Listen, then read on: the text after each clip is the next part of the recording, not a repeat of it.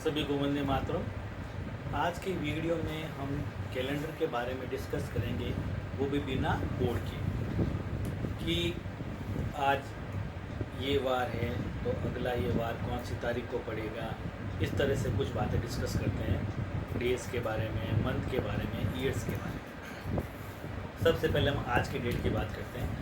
जैसे कि आज डेट है 1 जून 2026 और वार है सोमवार। और अगर आपको अचानक पूछ लिया जाए कि अगला सोमवार कब पड़ेगा, तो आप तुरंत एक में 7 जोड़ दीजिए। 1 और 7 कितने हो गए? 8। तो अगला सोमवार पड़ेगा 8 जून को। अब जैसे 3 जून को बुधवार है, आपको पूछ लिया कि अगला बुधवार कब पड़ेगा, तो 3 में 7 जोड़ दो, 10। तो अगला बुधवार पड़ेगा 10 जून को। ये तो बात हुई वीक की। अब बात करते हैं अपन मंथ की।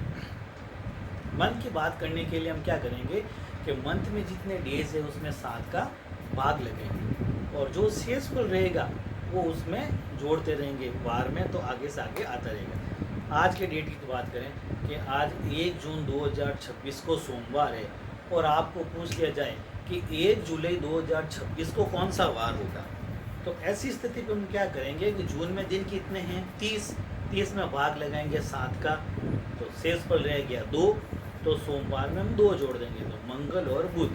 तो 1 जुलाई 2026 को होगा बुधवार।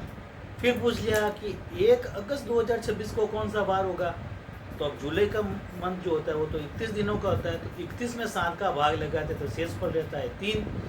तो ऐसी स्थिति में हम बुध में 3 जोड़ेंगे, तो बुध के बाद गुरु, शुक्र और शनि।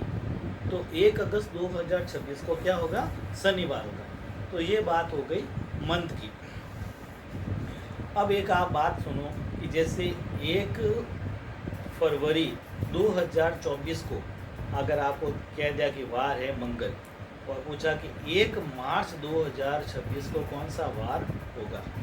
अब फरवरी 2024 की है, तो 2024 की फरवरी जो होती है वो 29 दिनों की होती है, क्योंकि 2024 एक लीप वर्ष है। तो 29 में जब 7 का भाग लगाते हैं तो शेषफल रहता है 1। तो 1 फरवरी को जो भी वार होगा उससे अगला दिन होगा जो होगा वो मार्च होगा। जैसे 1 फरवरी को सोमवार है तो 1 मार्च को मंगलवार होगा, है ना। 1 फरवरी को मान लो बुधवार था तो 1 मार्च को गुरुवार होगा।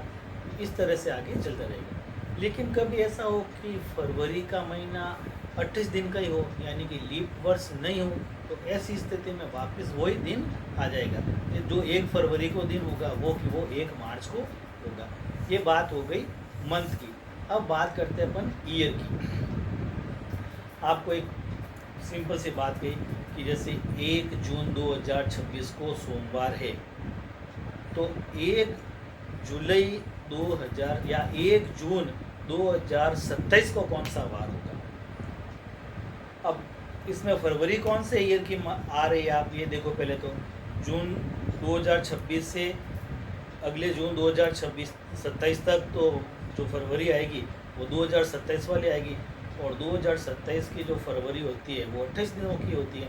तो ऐसी स्थिति में अपन क्या करेंगे कि हम एक दिन आगे बढ़ाएंगे, सिर्फ एक दिन। जैसे कि 1 जून 2026 को सोमवार है तो 1 जून 2027 को मंगलवार होगा। लेकिन जिस समय लीप वर्ष वाली फरवरी आ जाए, यानी कि 29 दिन वाली फरवरी आ जाए, उस समय हम 2 दिन आगे बढ़ा देंगे। जैसे आपको कहा कि 1 जनवरी 2024 को रविवार था, मान लीजिए 1 जनवरी 2024 को रविवार था, तो 1 जनवरी 2025 को कौन सा वार होगा।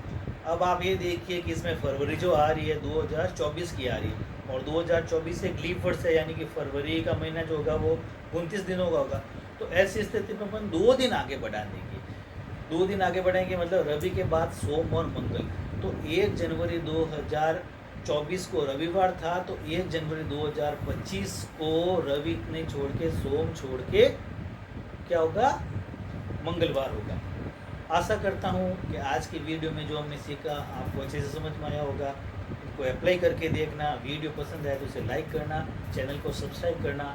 जल्दी ही उपस्थित होता हूँ एक नई वीडियो के साथ। तब तक के लिए वंदे मातरम।